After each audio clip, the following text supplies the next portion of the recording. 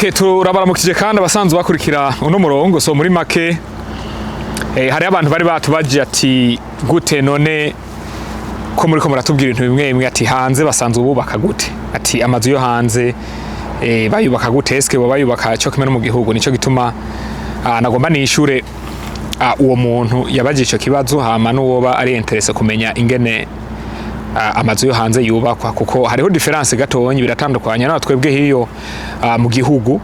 Urakubita umushinge, ugakubita amatafari, ugashira ko za roofing niki inzi kaba yuzuye. Ariko ino muri Canada cyane cyane kuba ari ibihugu bikanye, usanga bubaka different. So barubaka umushinge, ya umushinge utugeza kubakwa n'isima, ariko kuduza usanga ari bitandukanye. Rero tugumane kugira nabereke akarorero nk'akaroro ka etage, ngena nabereke etage uraba ingene rikirubakwa ahandi kuri chantier.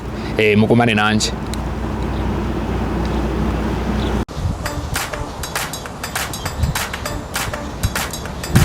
Ya nkuko rero nari ndiko ndabivuga, handiko ndabereka chantier, nuvuga na nikizu kinini nyene nkuko mubibona cikietage bariko barubaka ngaha mwa bino bici. So rero nkuko mubibona, of course ishobora kwinjira indani kubera ibintu by'amategeko, kumva ntushobora guca winjira indani kugire. So ariko gusa ndashobora guhagarara hanze nkabereka. So ndaza kugerageza nce ku ruhande kugira nabereke. Nkuko mubibona nikizu ca etage zitandatu. Murabona rendo shose canke ico twokwita ntuzenya, twovuga yuko ari nka niveau ya mbere yo hasi. Niveau ya mbere yo hasi bayubatse n'isima, barayikomeza gose. Ariko ino kubera nk'iyari etage ni apartment yo kubamwo, cyo usanga baca bagira garage, ahantu ho guparika imiduga. Kenshi nta muntu abayo kunzu ya mbere kubera bari ibintu by'ibisima, kandi umva haba hakanye mu gihe c'imbeho. Nuvuga ariko rero udugije baraduza nkuko mubibona, bakaduza n'ibibaho. Ibi nibibaho gusa, ariko zino mbaho zibari imbaho zikomeye nkuko mubibona. So ngira rero nzunguruke nabereke handiko ndaja kwibarabara. Kwibarabara ino ukuntu usanga kenshi bubaka ari nk'ahantu ha residence, usanga imbere baca bashira ibintu vya business, nk'akarorero ibintu vyo kugura indya, ama restaurant. Nuko ntaberetse inyuma mu bisanzwe hasi kure, si kure y'amazu aho hose mu bino bice n'amazu. Ariko nzogenda bagirira ama vlog menshi kugira ngenda bereka inge bino bintu. Yo kubera ki etage kirekire c'inivo zitandatu, kagerageje nje mbari gato ganje muri parking kugira murabe ingene kiba cyubatse. Ni ibintu by'ibitangaza, ibintu by'ibitangaza. Usanga iki etage ari kirekire gose, ariko kenshi iyo ari etage renza zitandatu ari ibintu ari inzu za commerciale, ahantu mubanye hanaho ndenganye mubanye ka komenduro. Ari nk'inzu za commerciale, hari gihe ushobora gusanga bakoresheje isima, ugasanga barakoresha isima nko nyene babigira muri Afrika, hama hagati na hagati bagashiraho nk'ibiyo. Ariko ivyo nzobibereka mu nyuma cyane cyane aya abarama etage yo hagati mu gisagara aho bita downtown canke mu jini.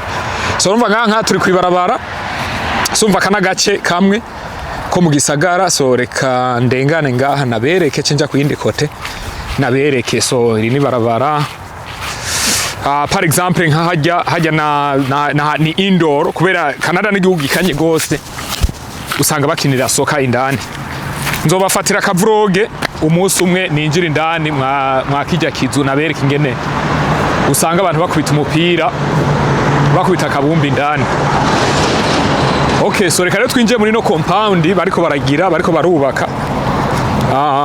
Turabi ko no zoominga. Okay, ni sawa. So murabona ni etage kinini gose, yani etage kinini bariko barakora, ariko nk'iki bagira bagiheze. So nzobakorera petera kandi ga clip mu nyuma nabereke cyaheze bino bibaho bamaze kubifuka ingene haba hameze. So reka urumva ni compound kinini kigizwe n'ama etage abiri atandukanye. So reka nabereke hari ikindi ku ruhande aho bariko barakora. So nabereke ingene nyabibaho, reka mbere nkuegera gato nabereke nyabibaho ingene bavyunganisha. Ni ibintu by'ubuhinga bikomeye gose, usanga bavyunganisha aho ugasanga biravuyemwo inzu ikaze gose. So yariko imbaho urumva ino nta muswa, nyambaro ko ari imbeho nta muswa, nta bintu byo kubungwa. hari ibintu usanga babisize bakabisiga ugasanga ni ibintu bikomeye. So mwandanye mukurikira. So mva ahangiye igihe etaje ca mbere ngaha niho giherera, hama bakaca bakora bariko baratangura rero icya kabiri. So nka hagati murabona yuko ari ivyuma, hari kuntu rero bashaka kubagira imbaho gusa canke bakagira ivyuma, bakagira ivyuma, hama ivyo vyuma rero bakaca bakubitamwo imbaho hagati canke bakaca bakubitamwo ibintu bita drywall. So handi nyuma ya chantier, so nkuko mubibona urabona imbaho ngaho bariko barunganisha iki ahangaye iki cyose bazosanga ari hafi inivo zitandatu, kuko kenshi ntibarenza inivo zitandatu ari etage y'imbaho, kenshi nabonye umenga atarenze inivo zitandatu.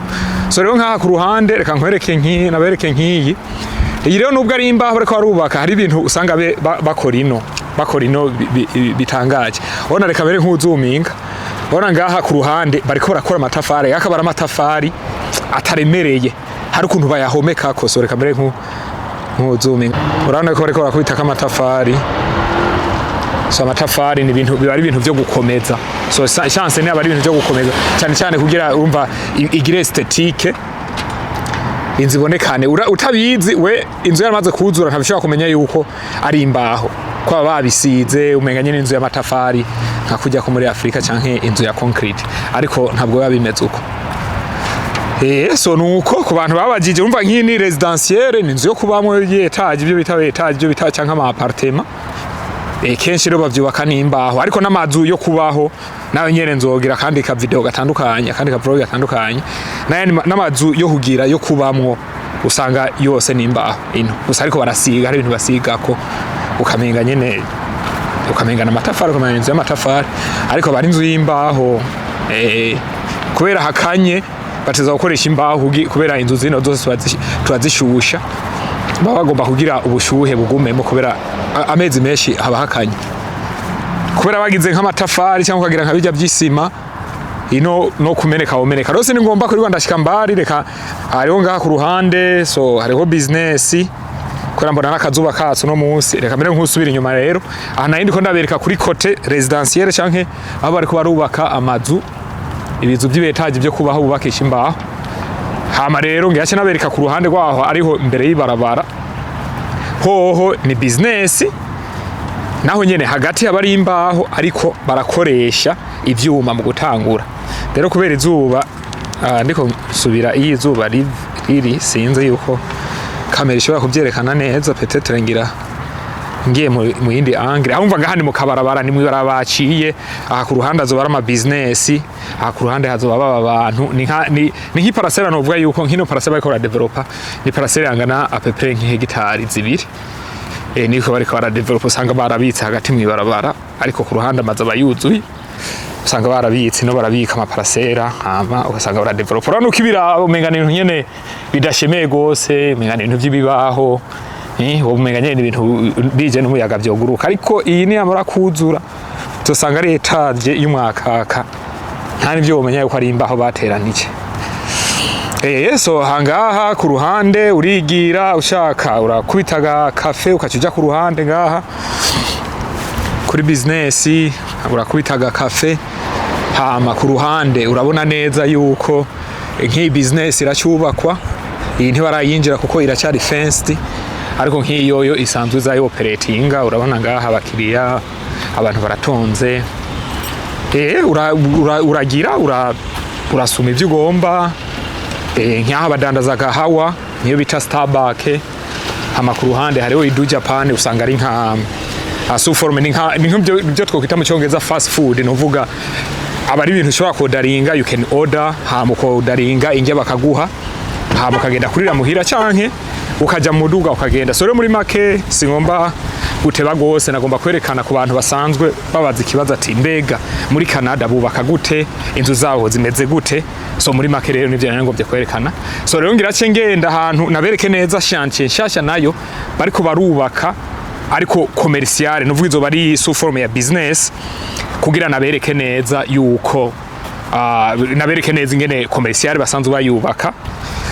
Hama nibake guys, so rero nkuko nari nabivuze, songera naberekere ku yindi kote on the other side cyangwa ku yindi kote yino development. So nkuko mubibona, so muri make bara developer usanga ari ibintu bipanze neza kuko ukuntu barapanga ku buryo ushobora gusanga kote imwe ari business hama iyindi kote nayo ugasanga ni residentiel, ugasanga naho abantu baba. So umva rero nk'akaroro ndavuga singoma ngo niwe nazunga hose ngo nabereke hose ngo nabereke par exemple akarorero ka development ya commercial.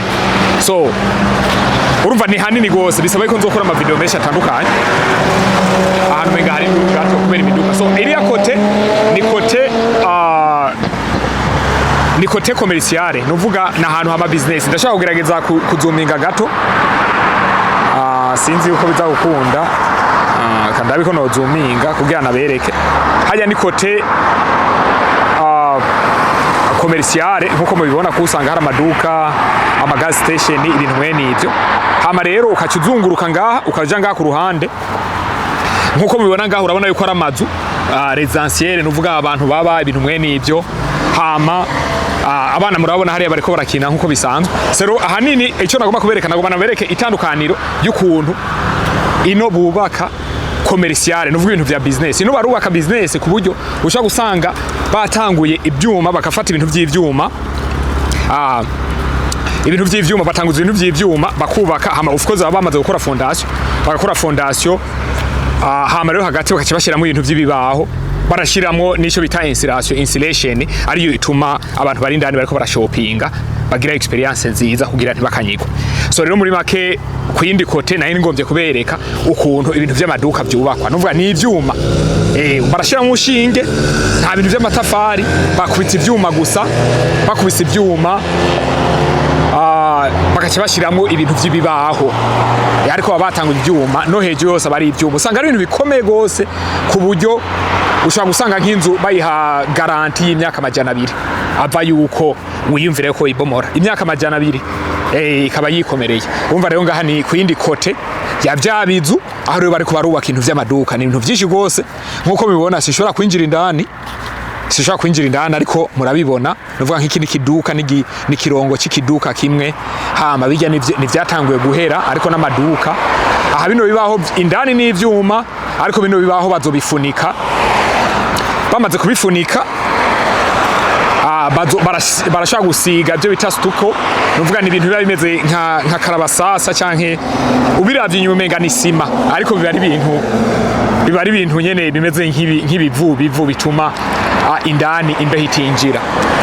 Hama indani bahakakora nkuko bisanzwe y'amaduka. Winjiye indani cyangwa uri kurarabira hanze navyo ushobora kwigera ubona yuko ari ibintu byubatswe n'ivyuma canke ibibaho. So rero ahangira ngere ku mwisho wino compound aho bari kubarubaka no maduka nkuko mubibona. So iki nico kizu ca nyuma. Hama uno munsi nza kuba ngejeje ngaha nkuko mubibona, nza kuba ngejeje ngaha. Hama petete nzobereka ahandi ngene hameze. So nyamba mugomba rero kuraba ibintu by'amazu, nzobereka ingene amazu yubakwa, nzogena kuri chantier y'amazu. Hama hani kwibarabara, turi kwibarabara, hama hajya n'amazu n'ahantu baba abantu nkuko mubibona, abantu bariko bararengana. Aya n'amazu nta n'amazu afatanye, nzobereka difference y'amazu ngene bayubaka. Aya n'amazu afatanye ayo bita duplex, abara amazu abiri afatanye. Hajya hirya naho n'amazu ari independent, usanga cyangwa ibyo twita single nuvuga ni nzimwe iba yigenga. Ariko ibi nzobereka neza mu nyuma, nzoja mu quartier nabereke neza mu nyuma. Okay, so ndibaza ngaha biratahuritse vraiment.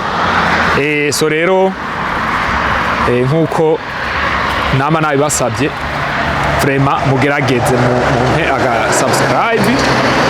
Mabonye kano ka video wumva ubona kari interesse vraiment, ntutinye kugasharinga n'umugenzi, inshuti, ababanyi, kugira ino chaîne mu sporte itera imbere. Hama mananye nabereka ibintu tubanaye twigishanya nkuko nabibemereye. Tuzohigira byinshi, tuzobanura byinshi. Nzogerageza kwama nabazaniye utuntu dutandukanye. So rero twagomba kubasaba komantere nyinshi ari nk'umuntu afise ikintu specifique agomba gusaba canke agomba kubona ashaka kutwandikira muri komantere canke umuntu akagira inbox ukanyandikira direct ukavuga ati ikintu specifique ikintu kanaka wogena kutwereka ikintu kanaka kugira turanaye dufashanya twerekana ukuntu abandi bantu bindi bice byo kwisi babikora kuryo petete ari gushaka gusanga hariho cyo umuntu ahigiye canke ugasanga turunganije ubwenge. So muri makere murakose hama tukazosubira mu yindi vlog izobikurikira. Mugira umunsi mwiza canke ijoro ryiza ivanye naho mutumbereye. Ciao.